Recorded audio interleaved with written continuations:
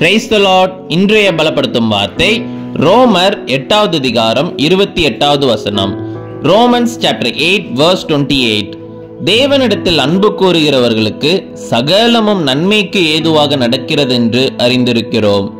We know that all things work together for good to those who love God. ஹல்லேலூயா. தேவனிடத்துல அன்பு கூறுகிறவர்களுக்கு எல்லா காரியத்திலையுமே அவங்களுக்கு நன்மையாக தான் நடக்கும் என்று வேதவசனம் சொல்கிறது. ஒவ்வொரு நாட்களும் தேவனுடைய பிரசன்னத்துல இருந்து ஜெபித்து ஒவ்வொரு காரியங்கள் செய்ய துவங்குகின்ற பொழுது எல்லா காரியங்களும் நன்மைக்கு ஏதுவாக நடக்கும் என்று வேதவசனம் சொல்கிறது. அப்போ உங்களுடைய வாழ்க்கையில அனுதினமும் நீங்க தேவனுடைய பிரசன்னத்துல போய் காத்திருந்து ஜெபம் பண்ணி தேவனை துதித்து மகிழ்ந்து ஒவ்வொரு காரியங்கள் நீங்க செய்கின்ற பொழுது எல்லாவற்றிலும் வெற்றியை காண்பீர்கள்.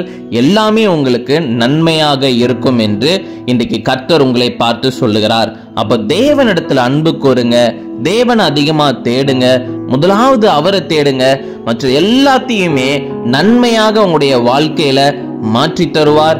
எல்லா நன்மைகளையும் உங்களுக்கு கொடுத்து ஆசீர்வதிப்பார். நம்ம எல்லாரும் கண்களை மூடி ஜெபிக்கலாம். எங்களை நேசிக்கிற நல்ல தகப்பனே, ஆண்டவரே இயேசுப்பா, உங்களிடத்துல அன்பு கூறுகிறவர்களுக்கு எல்லாமே நன்மைக்கு ஏதுவாக நடக்கும் என்று நீங்க சொல்லியிருக்கிறீங்க.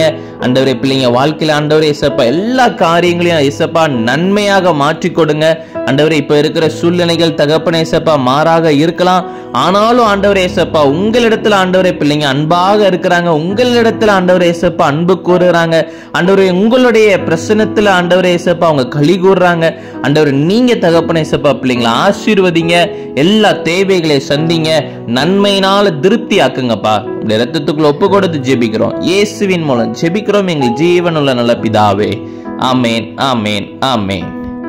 தேவனை தேடுகிற பிள்ளைகளாக, தேவனிடத்துல அன்பு கூறுகிறவர்களாக நீங்க வாழ்கின்ற பொழுது சகலமும் உங்க வாழ்க்கையில நன்மையான காரியங்கள் தான் நடக்கும். நன்மையான காரியங்களை உங்க வாழ்க்கையிலே உங்களுக்கு தந்து ஆசீர்வதிப்பார். God bless you. Have a joyful day.